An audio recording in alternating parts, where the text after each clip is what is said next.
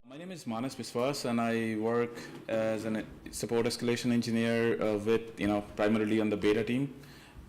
Bob works with me there, sitting out there. We primarily try to work on the next version of the product, and we work a lot around hybrid scenarios where identities coexist.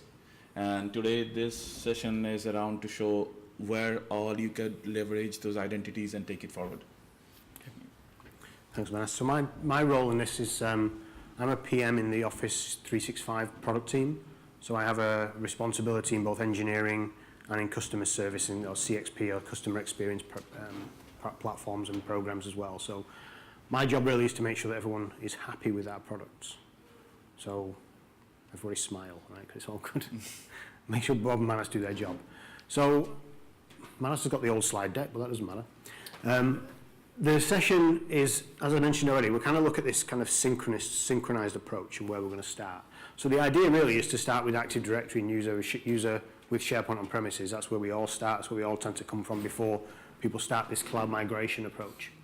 The next step is to look at the concept of synchronizing that user into Windows Azure Active Directory, or MSODS, whatever you want to call it these days. And then just building this kind of single sign-on experience. So going from, we've done the AD piece, we've directory synchronized our account. Now we're going to look at that reach back onto on-premises again for the ADFS experience and the single sign-on. As we go forward, we're going to start to look at the concept of taking those same accounts into Windows Azure and start looking at an Azure experience for those users. And then looking at Azure IaaS, so we're kind of moving that account around. So extending the directory, extending our on-premises infrastructure into IaaS. And then look at the concept of using that same account in Azure websites. So it's kind of a whole round the clock, if you like, experience of the user. And then hopefully we'll bring in a couple of other bits and pieces at the end of the next session. I think the core thing to remember, though, is what are we talking about here? We're talking about Azure AD, of this enormous monolithic session. If any of you went to Kirk Evans' session this morning, he talked a lot about why you need to know, why you need to understand Azure AD. And for us, it's an enabler, or not, as the case may be. That isn't part of the slides. So you imagine a scenario, we have our Contoso Corporation down here, and then we think about moving things outwards. So in terms of the on-premises infrastructure down here, we have our typical scenario with our Windows Server AD. And as we think about the cloud, we think about Windows Azure AD. So it's Active Directory, they have a lot of the same functionality, they operate in different spaces. Okay. Finished? Can you click on the presentation, please? Yeah. Yes, there you go. Bob was a much better demo dollar than you were. And then as we think about the services that we can leverage in these spaces, initially, obviously, Windows Azure AD, we can start to look at SharePoint Online, we can look at Exchange Online, and then the concept of the Graph API that you probably heard other sessions about. The Graph API is really how we interact with Windows Azure Active Directory, or how we can interact with Windows Azure Active Directory. Very similar, I guess, in some respects to how you might do it, like LDAP queries on premises and that kind of thing. Looking at the Windows Server side, again, SharePoint Server on premises, Exchange Server on premises, and as I mentioned, that LDAP experience of querying your directory. So we have this new experience. If you're going to start doing heavily working in Windows Azure AD, you need to learn the Graph API. You need to, I'm going to kill you. You need to understand how you can interrogate, leverage, and basically do even the most simplest operations, the standard kind of CRUD operations, but also more complex scenarios in Azure AD. Okay, guys, give us a second. That's what happens if we reboot just before the session. It's like the service is coming back online. Give me 1 quick minute to quit things out here. It should now be fine. Are you sure now?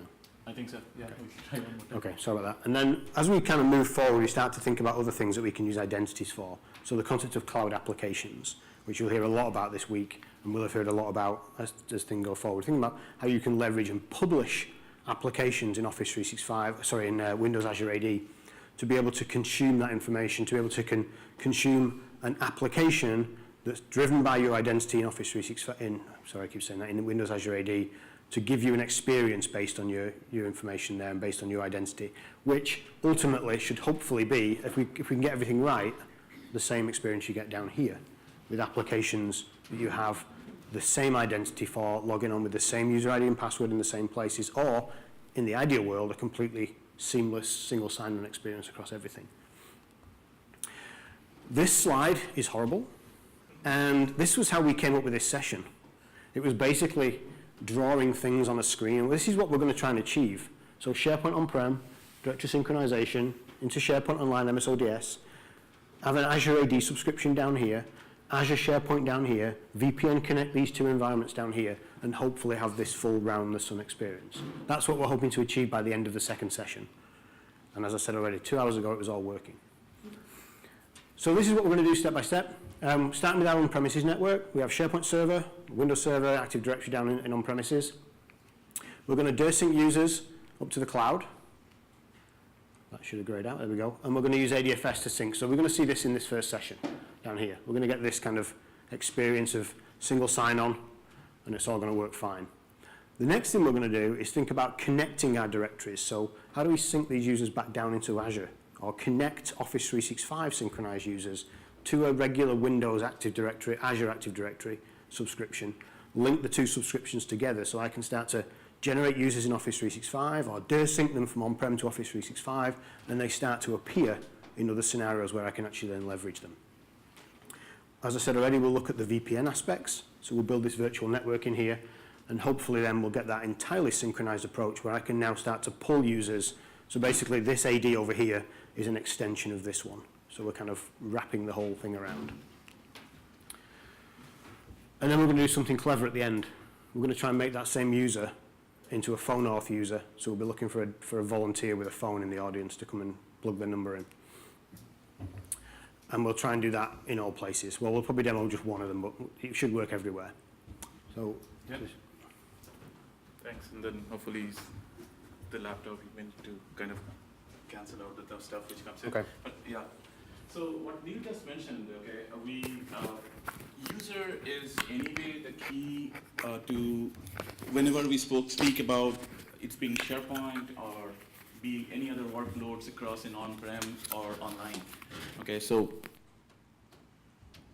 the first thing when we speak about users, okay, when we look at identity scenarios, a couple of things comes into picture. Where does a user typically exist as of today when there is no 365? It's in one of your directory sources, right, like Active Directory.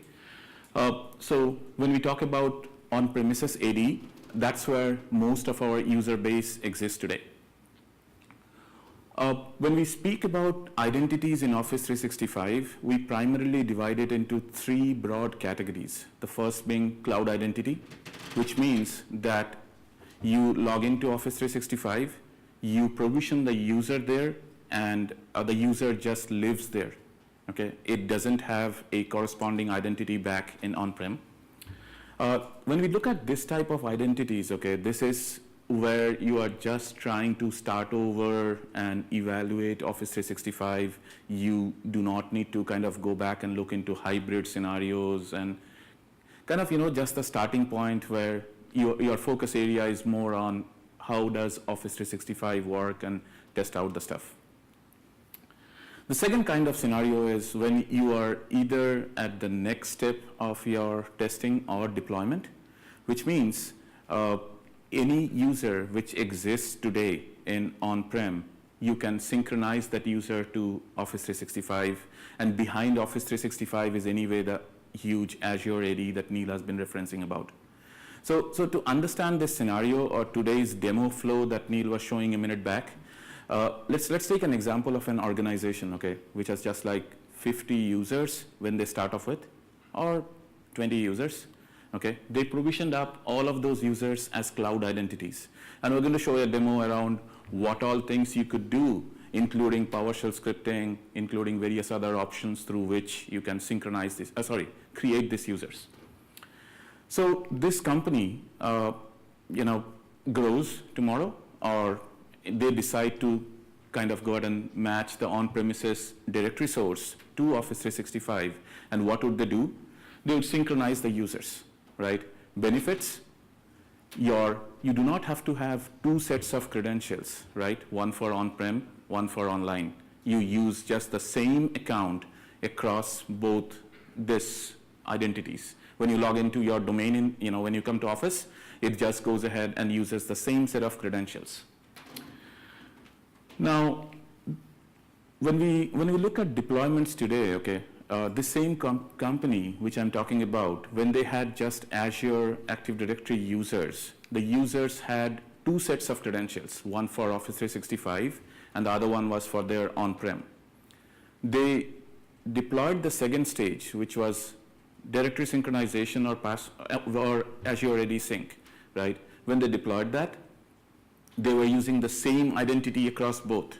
But then you can always deploy single sign-on, which means when you have already authenticated against your on-premises Azure AD, on-premises Active Directory, you do not need to again type in your credentials in terms of password to sign in back to Office 365, right? So when you do that, what happens? You deploy ADFS, and we have, in the resource section of this slide, we have some references around what all ADFS scenarios you can look into.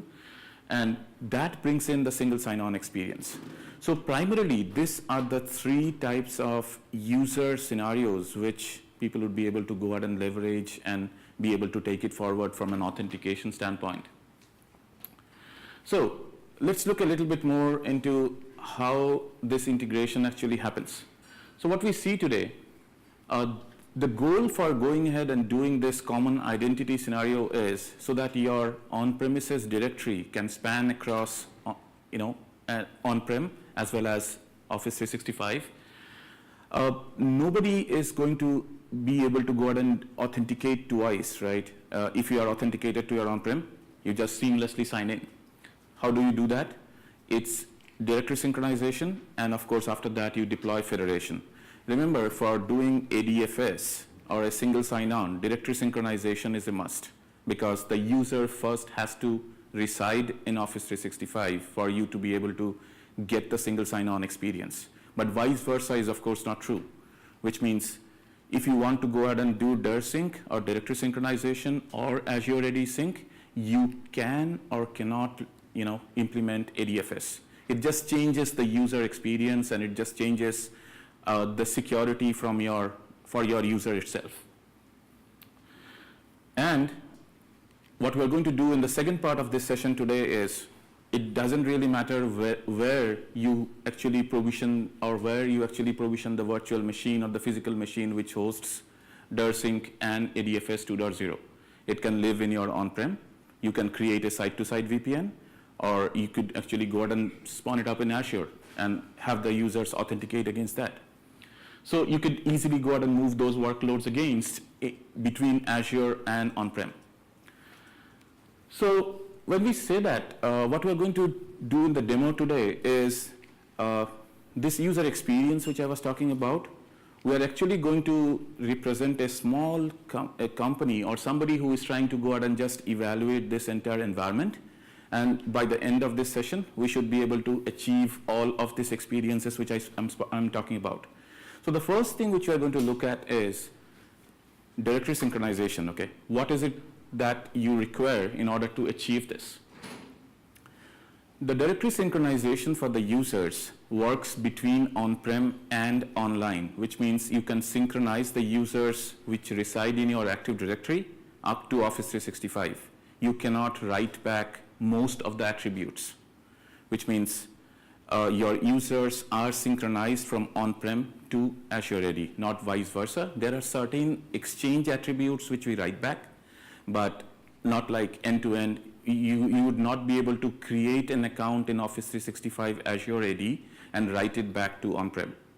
Does that mean that in the second scenario which I'm talking about, where if you have a user in Office 365 Azure AD, can we leverage this user for on-prem? Let's see if we can, for the demo. So remember, the benefits of dirsync are a lot, right? Because even though you are in Office 365, even though your application is SharePoint Online, which you are trying to go ahead and manage with these users, all of these users are managed in on-prem, which means if you disable a user, the next incremental sync is going to disable that user in Azure AD. Or if you reset a password, it's just going to go ahead and synchronize it So you are still managing the entire identity in on-prem. The best thing is it's just a single identity. And when we look into SharePoint online deployments, things like OneDrive, things like search and a secure kind of security trimmed search results, everything depends on this one common identity, okay, which allows you to definitely go back and get that power even though the application is hosted in a multi-tenant space. Okay, so let's look at a directory synchronization. How does it all work? And then we're going to quickly look at a demo in order to, yeah, there's a question? So in the future, will we use AD Connect instead of dirsync? Okay, so when I'm saying dirsync was just an example, very good question. When you say Azure AD, Azure AD Connect, there are a lot of people who are still in dirsync who are leveraging that for their Exchange Online, Link Online, and SharePoint Online. So it's a supported scenario for both of this, which I'm referring to. So it's like directory synchronization as well as the Azure AD connector for this. The people are migrating from directory synchronization to the Azure AD Connect, so that way. So it works for both. Thank you.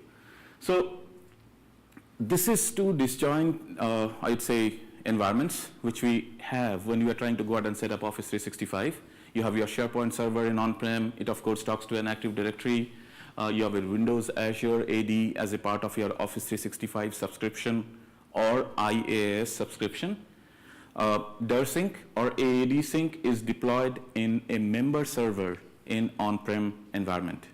Okay, and it's recommended not to have it in the domain controller for your testing. You could do it, but there are some couple of other changes which you need to do in order to accommodate that. So you install it in a member server. The first step, configuration steps, quite easy. I'm going to anyway show you in a demo. The first step is import users and groups and contacts from your on-premises Active Directory.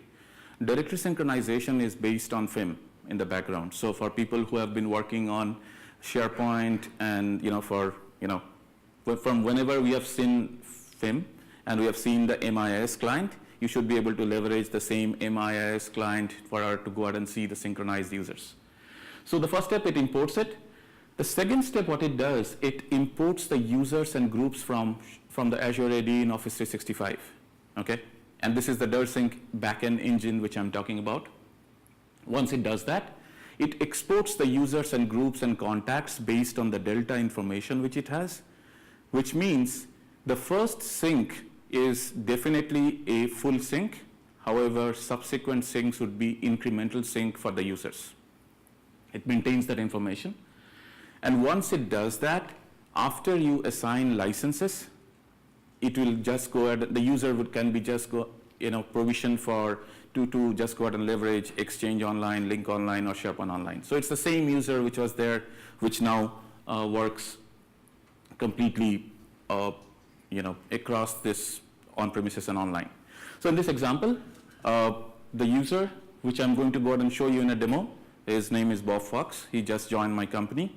And Bob, what we would do is we'll create an account for Bob in the on-premises Active Directory and see how Bob can be synchronized right away to Office 365, and eventually we'll decide on where all he should have permissions. So remember when we do this synchronization, okay, sorry, give me a minute. Okay, so when we do this synchronization, in this case, my domain is nelimo.com. Okay, all the Active Directory attributes which are there, like their SMTP address, SIP address, everything remains the same, which means irrespective of when I need to work with Bob, I just go ahead and ping him or send him an email from an on-premises application, or I do it from SharePoint Online, it's just the same common identity. So it's just the same set of attributes and the same properties. So with all of those in the, give me a minute. Okay. So with all of those scenarios which I just spoke about, what are the steps which are required to configure directory synchronization? First thing which you need to do is, you of course need to have an on-premises domain. When I say of course you need to have, This scenario is only valid, as I was showing you in the various categories of dirsync and synchronized users, if you have an on-premises domain today. This on-premises domain is where all your applications reside today, like SharePoint, Link, Exchange, and all that. You need to add this domain to an Office 365 environment which you have. When you add this domain to an Office 365 environment, the next step would be to activate directory synchronization, which is like you log into your Office 365 environment, you go to active users, and you just say, this tenant is now ready to synchronize users from on-premises. Once you do that, it would say, okay, great that you are trying to go out and add a domain. I need to validate that you really own that domain, which means if I try to go out and add the domain which is like bobfox.com, I'm of course not the valid entity to go out and add the domain, right? So it just goes ahead and ensures that you update a TXT record, and it then successfully allows the domain to be added, and you'll be able to go ahead and run the directory synchronization wizard, which will then create the trust between on-prem and online for directory synchronized users to be pushed across. Once the directory synchronization wizard is done, it's pretty much a click of a button to go ahead and synchronize the users. By default, as I said, the first sync is always a full sync. Every 3 hours, if it is directory synchronization, it runs an incremental sync. You could, of course, choose to go ahead and have your own schedules to synchronize the users based on how frequently user attributes change on your on-premises. Once that is done, that's pretty much it. You'd be able to go ahead and log into your Office 365, or you'd be able to use the PowerShell to be able to connect to Azure AD in the background, assign licenses, and ensure that these users are able to access Exchange, Link, or SharePoint. It's important that you activate the users, because it's at that stage where there is an internal process through which it would synchronize and make it available to the individual workloads.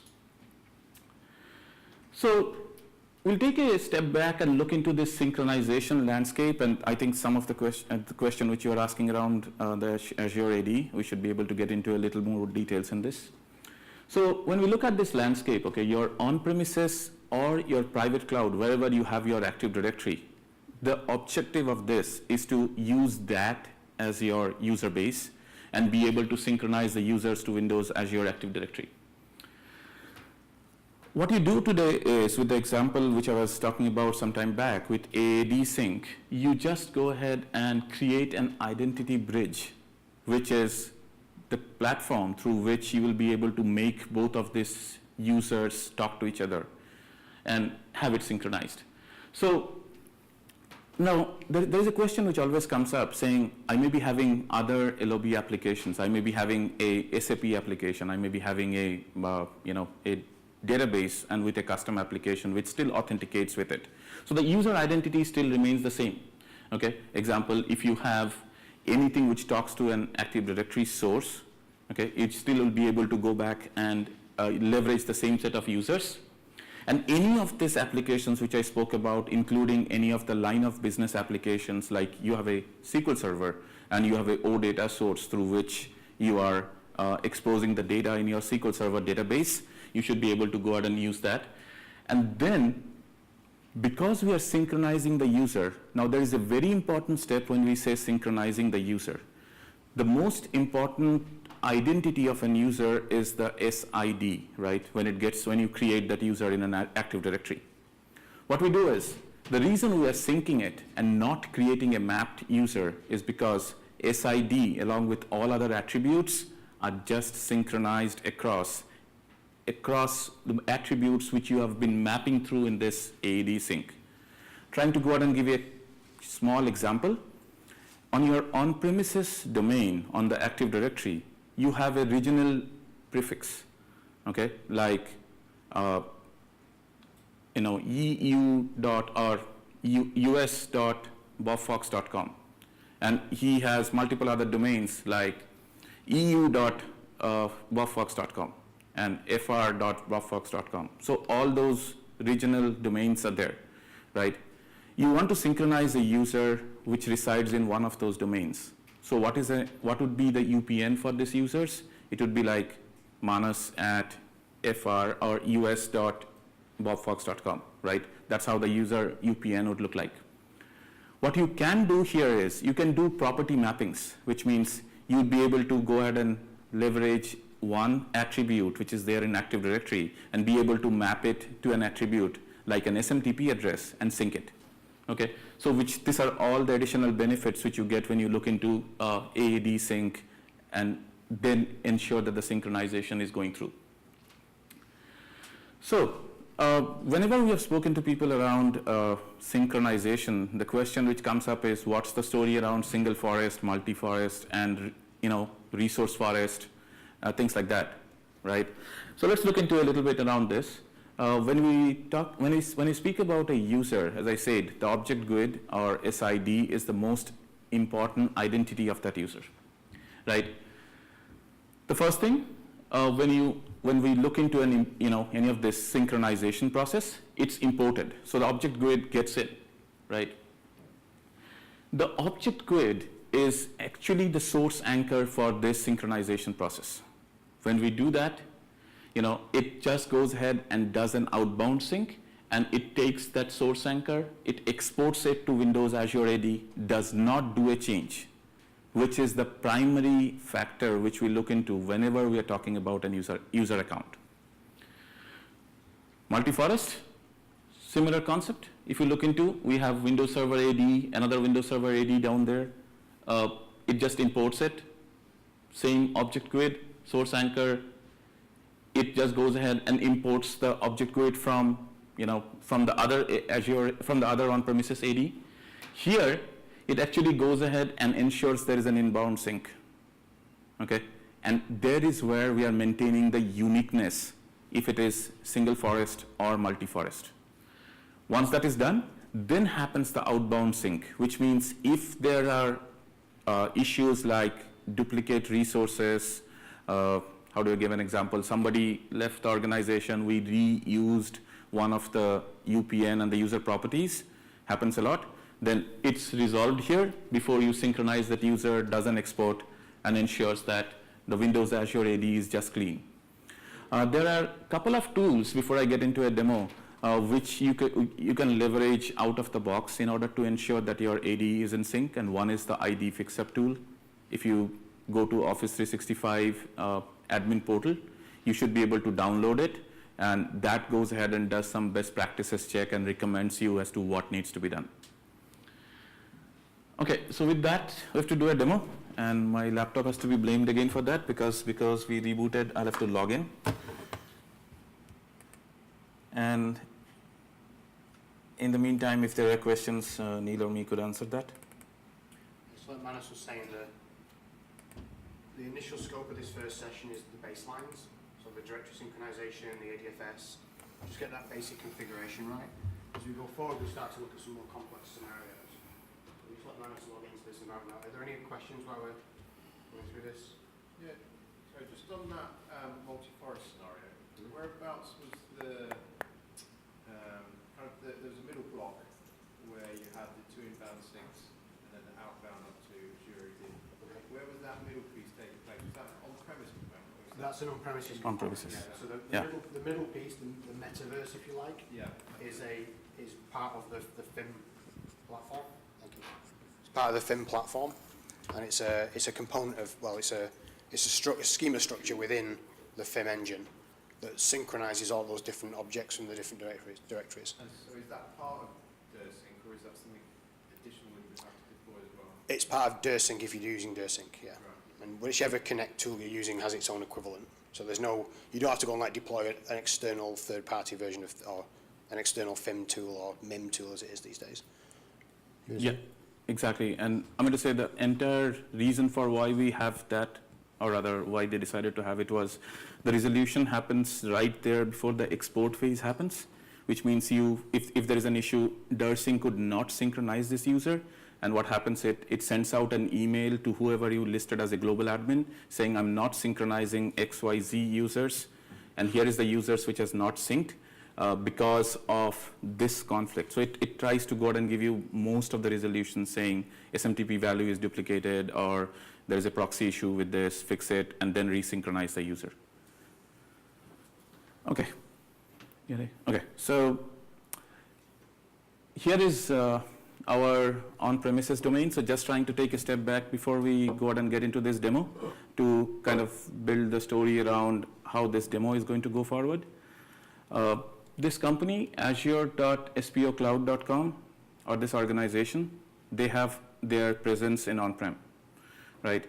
And what they do is they have a new hire, Bob Fox, who joins their new CEO, okay? And we decide to just go ahead and have Bob Fox synchronized back to Office 365 and see where all we can have a common identity, because we don't want him to go ahead and not only have two identities, but we want to give him a seamless sign-in experience, be wherever he is, okay, which means within the domain, outside the domain, leverage his phone or Azure AD, right? So very simple step. When Bob decides to join, we create a new user for Bob. If I can type, okay.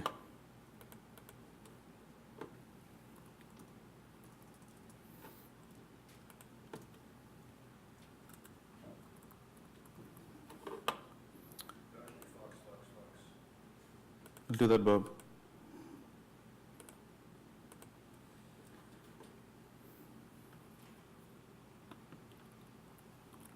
So I create the user and simply the normal creation process, and we say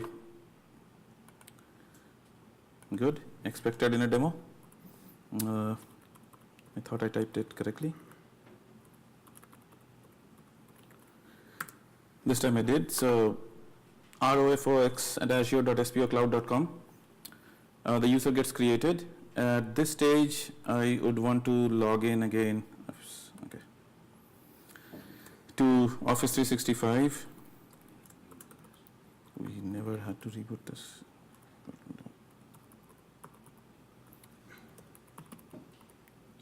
See, the mistake we made at the start of this session was we were supposed to say a prayer to Steve Peshker and Spence Harbour, the identity gods, right, to get this right. So Yeah, we didn't do that. So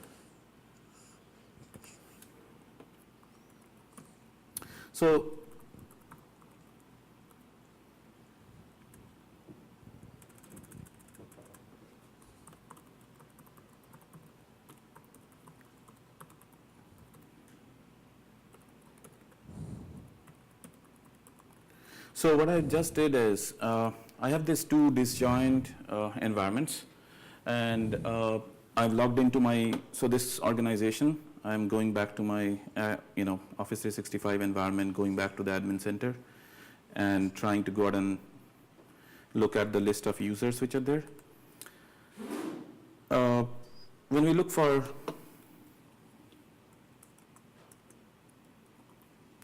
Bob, of course, doesn't exist today. Now, I mentioned around what do you need to do in order to go out and ensure that directory synchronization is set up properly. All that is required at this stage is, you need to ensure you have this active directory synchronization to a state which shows deactivated, which means deactivate, which means it has already been activated. And, this is what it is the trigger which I was talking about, or this is the switch which you need to turn on. It would say activate directory synchronization, and here is where you download the ID Fixer tool. Okay. Now, with that, since this is all in place, I'm going to go back to my on-prem box. So this on-premises environment, here is a member server, the one which is selected right now, which has the directory synchronization, our favorite Vim-based tool. Okay, we will just go back and click on start-online coexistence sync. It's a PowerShell-based, okay, so what dirsync does is it has a PowerShell module which you can import to your centralized management modules which you have within PowerShell, and you'd be able to manage dirsync. Start-online coexistence sync will allow you to go ahead and do an incremental sync for all the users, which means when I have done this, okay, if I go back to my MIS client, okay, it should actually go back and it already synchronized the users while we were discussing around it. It will say that I'm doing one add, and if I look at the user identity, it should be the account which I just got created. Okay, what we actually did is we ensured that Bob Fox's account is synchronized to Office 365, which means if I go here, go to active users, okay, and if I search for ROFOX, I should be able to see the account which I created. There is Bob's account, which just now made it to the Office 365 environment on the SharePoint Online. Now, that's not something which you need to explicitly trigger in order to synchronize. Every 30 minutes it would automatically do. And I think there will be very few organizations which may have user changes before 30 minutes. So by default, it synchronizes within that. You can always go ahead and have a script to ensure that it just goes ahead and synchronizes when you need it. So what we are going to do is we're going to click on this account and just say activate user account and give Bob a license. Pretty common. Right now we are going to show this through UI, and then of course later Neil shows you through PowerShell. You can choose what rights you want to go ahead and give Bob, but not everyone would be one of those roles which you want to assign, which means it could be just a common user. What I do is I leave Bob just like a common user, which means he would not have any admin privileges in Office 365, which means at this stage, even though Bob could be a enterprise admin on-prem, because his primary responsibility is on-prem and not Office 365, you can choose to have different set of permissions with the same user. Important part, licenses. I go ahead and assign him a license for all of this, which is like Business Premium and Exchange Online, Link Online, and SharePoint Online, and click on Save. Of course, I didn't choose a location for him, so this is where the user resides. Remember, this is a key step because, of course, other than where actually the user resides, this setting will choose what's the calendar location, what's the calendar or the time zone, where would the mailbox be, and all of those. So now, if we try to sign in with Bob's account, which we'll do at a little later stage, we should be able to log in, and if you browse to SharePoint Online, you should be able to go ahead and add Bob's account and give him permissions. Okay, so coming back to our demo. Yeah, okay, thanks. So what we just did is we synchronized the users, and if we look back at this, okay, what have we just achieved is we ensured that the user which resided in an on-premises environment has just made its way to the cloud. At this stage, from now on, I mean to say for this user, all on-premises policies are being implemented, which means if the password is reset or if you have deactivated him, it would just go ahead and live with that same set of settings. So we all know that Bob is now a little happy because he doesn't have to type the passwords twice, once in on-prem and once in online. But he always loves the latest technologies, right? So what he would do is, he says, when I've logged into on-prem in my laptop, okay, why do you want me to go out and authenticate again and type in the username and password again when I go to SharePoint Online? Why do I not have a single sign-on experience? So that's what I'm going to go ahead and look into. And say, in this exact scenario which we discussed, if Bob tries to sign in now, can he sign in with a single sign-on experience, and does he get challenged when he's trying to type in the username and password? So when we talk about single sign-on, okay, ADFS 2.0 was always supported with single sign-on for Office 365. We now support many other single sign-on providers. There is a TechNet article which we have provided here. It's tested. And of course, where we want all our users to be at is ADFS 3.0 by virtue of the features which you will be able to integrate with it. So in today's demo, we're going to take ADFS 3.0, and we are going to go ahead and show the sign-in experience for that. But that TechNet article which you have, that goes ahead and allows you to integrate other sign-in providers and provide the single sign-on experience too.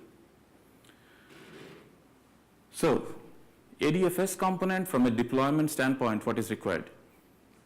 Remember, when we spoke about directory synchronization, we said just deploy a single directory synchronization server or a single Azure AD synchronization server on-prem. Dirsync cannot be load balanced, which means you have to rely on one primary server for user synchronize to happen. But here is a scenario which I want to just go ahead and talk about to make the ADFS scenario a little bit more, kind of clear from why or what the requirement would be. You have synchronized the users to, Azure AD in Office 365, and now you have deployed ADFS, which means you have converted your domain to a single sign-on domain. Okay? So how does the user authentication look like?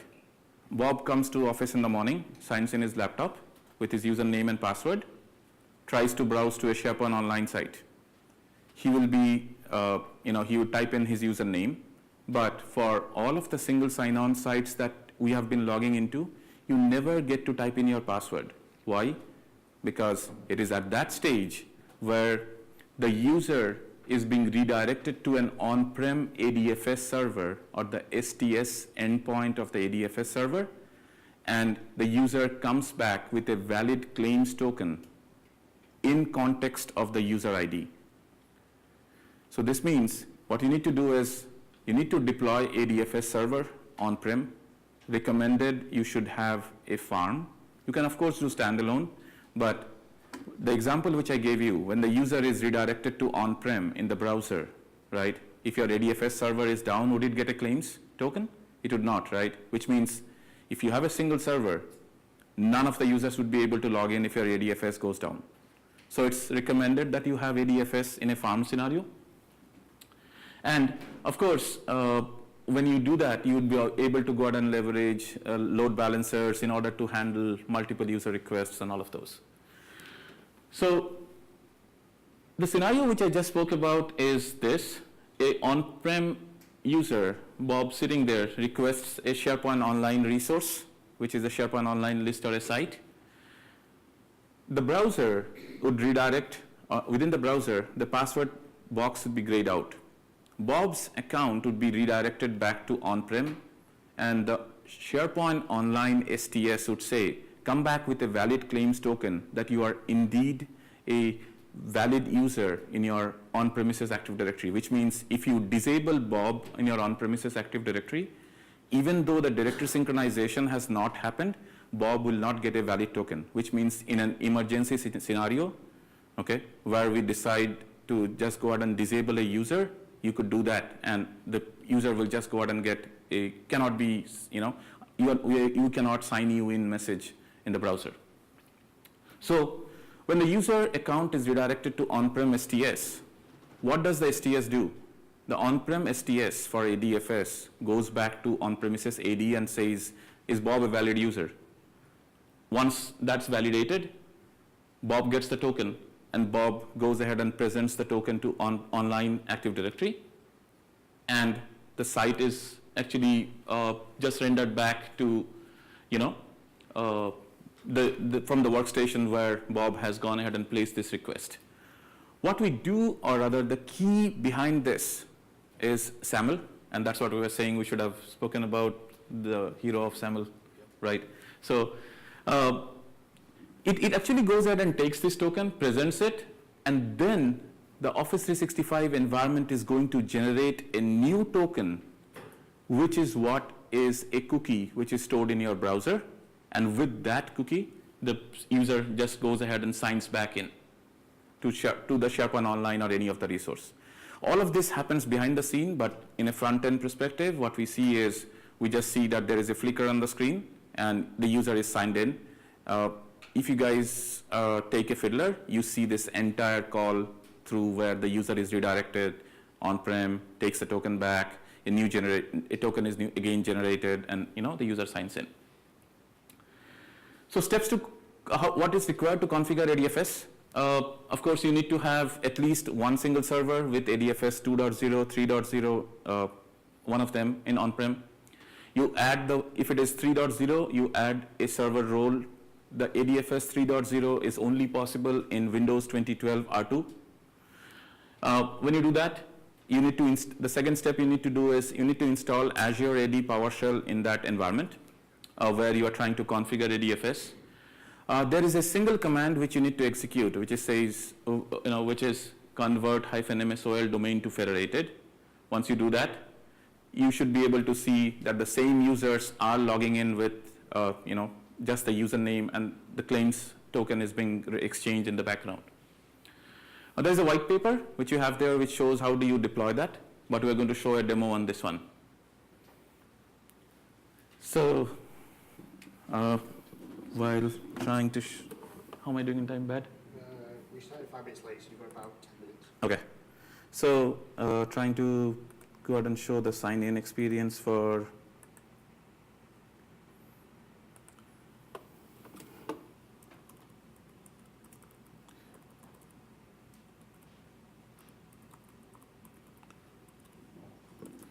So right now, what I'm trying to go ahead and do is, sign into Office 365 with, and I have give me a minute, guys. I think this is already signing in. So I have a session cookie from some other session, just trying to use another browser. Yeah. Ran out of browsers there because all of them has a session cookie.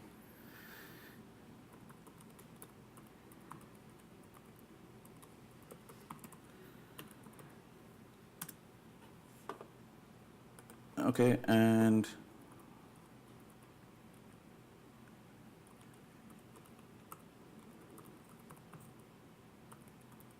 what I see here is, right now if I'm trying to go ahead and click on this, it's actually allowing me to type in the username and password, right? So let's look at how the ADFS integration is going to go ahead and change this experience. What I've done is this box. This is the Windows 2012 R2 box, and we have just added the ADFS role to this box, to this server. And next step would be to ensure that you actually go ahead and integrate it with the ADFS in Office 365. How do you do it? As I said, the first thing would be to connect to the Office 365 endpoint.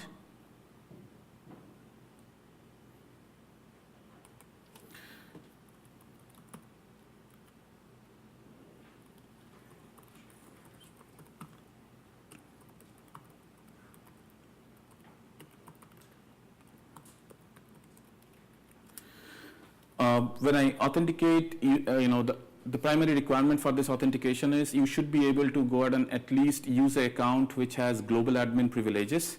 And I want to show you just one setting which would change dynamically, confirming that our ADFS configurations are just fine. So if you log into your Office 365 environment and you go to domains, okay, this is the domain which I have added, which was the first step for directory synchronization, right? If I go to manage DNS, it says DNS management, DNS managed outside of Office 365, which means Office 365 at this step doesn't know where does the on-prem DNS reside. It's managed in your environment. As I said, the configuration steps for actually going ahead and converting this is very simple. If you see, it's just convert -msol domain to federated. And this I'm doing it from an Azure AD PowerShell, okay? And when you do that, it just says, which domain do I need to convert it for, okay? So you specify the domain name, which is the domain name which I just showed you.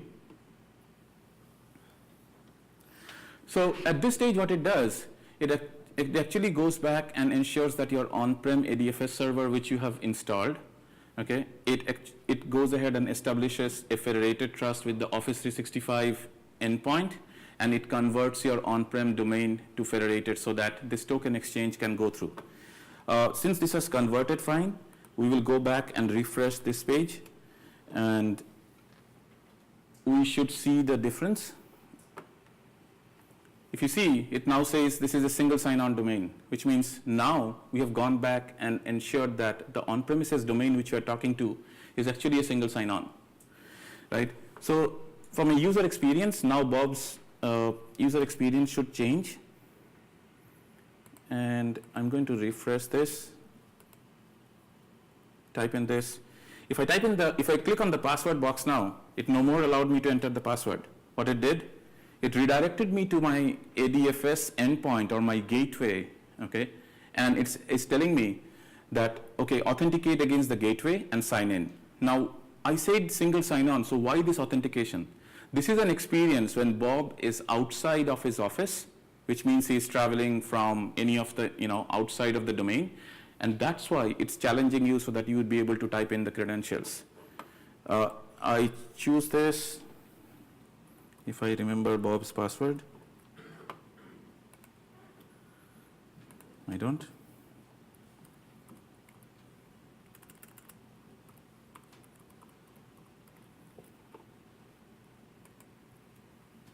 So I type in Bob's password, look at that URL, it says adfs.spocloud.com, which is where it got the token from. It took me to the Office 365 endpoint, presented that token, and it's signed in now, right?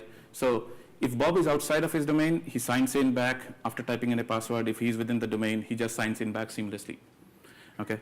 So the ADFS experience, I'm going to hand over to Neil for the rest of the demo. Manas has kind of left me about 30 seconds to finish the whole session off. Just in terms of where we are, so we've done the Azure AD piece, we've done the dirsync, we've done the ADFS piece. The next scenario is really to think about what are we going to do if we've got other users. But those other users, and I mentioned right at the beginning about having this user that can kind of basically float around all the environments. This scenario is a real scenario. We have contractors, they need to access our SharePoint Online sites. They might need to do some other things as well, and we'll talk about some more interesting scenarios later. But in the first instance, the last piece to finish this session, before we do the more advanced stuff in the next session, is really to look at how we provision contractor accounts in Office 365. So it's a very, very straightforward scenario. And really what we're doing here is we're going to look at provisioning cloud user identities. I said in the next session, we're going to look at giving those user identities a little bit more power and a bit more things that they can do. But the first instance is, how do we get those users in there in the first place? A couple of ways we can do it. We can do it through PowerShell. We can create users in PowerShell. We can upload a CSV file to do users, or we can just go in as a tenant admin like Manas did before and just do new user and start generating user accounts that way. Then we provision the licenses. Again, we can do that through PowerShell, or we can do that in the tenant admin directly. It depends how many users you have. If you've got 100,000 employees, the last thing you want to be doing is navigating to every single one of them and assigning them licenses. So to wrap this session up, just conscious of the time, I just want to walk through the steps to do PowerShell provisioning of users, to do PowerShell license enabling, and then to do just a quick run through the CSV import process. So I'll just step you through that now. Is this thing? Two?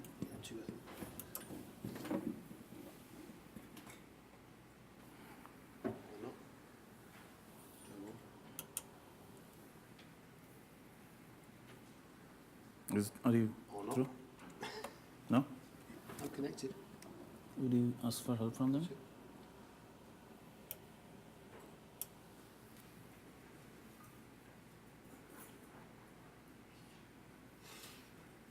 Okay. Okay, that's not working. Are you connected already? It's like. I'm connected. It's just not showing. Okay. You want to remote into your laptop from here? No. Can we have an AV guy, please, just to flip the switcher over?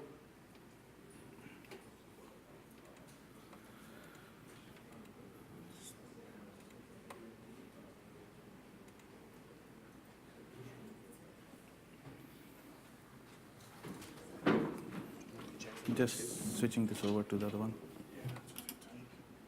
Oh. There we go. Okay. Okay. Everyone's running away. Okay.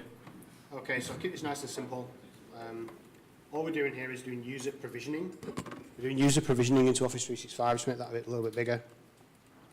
And all I'm going to do is, I'm already connected to the service just to save time, and I'm going to provision these new users. So I've got 3 user accounts here. I just define their information, first name, last name, what the password's going to be, whether I want the password to be never expiring, whether I want it to be enforced with strong password requirements. So I can very quickly provision these 3 users here, all being well. Yeah.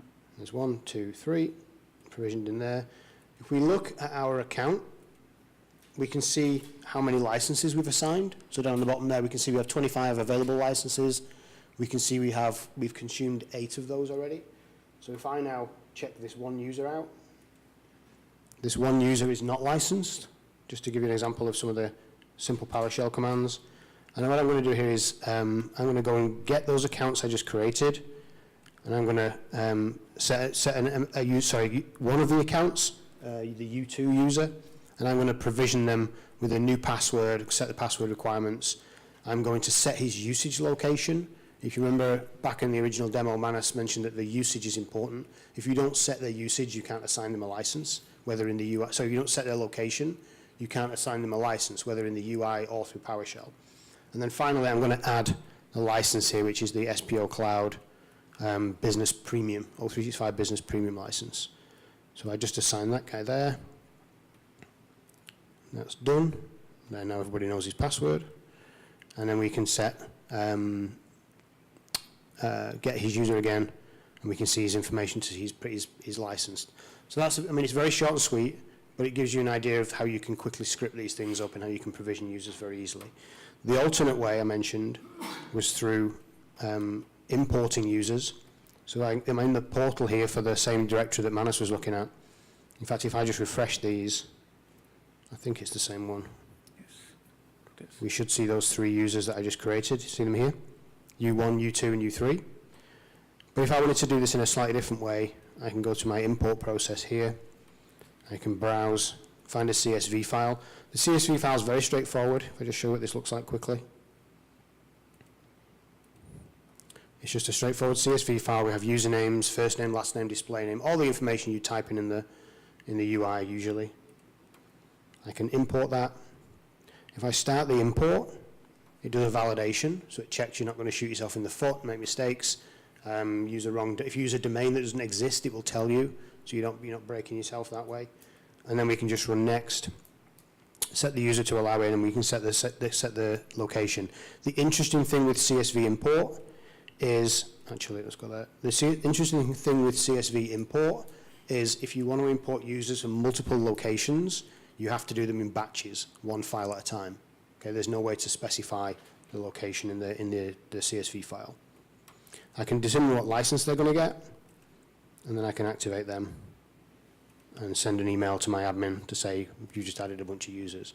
Very, very straightforward. Now, some of those cloud users we're going to use in the next session to do some interesting things, I think. But we should see how that all works. And that'll just provision through. We'll get the users in the system. Yes. 30 seconds, not bad. Yes. I'm kind of assuming most of you have seen that bit before. This doesn't switch over, but anyway. Okay, stay there. Yeah, you go there in the PPT. And, yeah.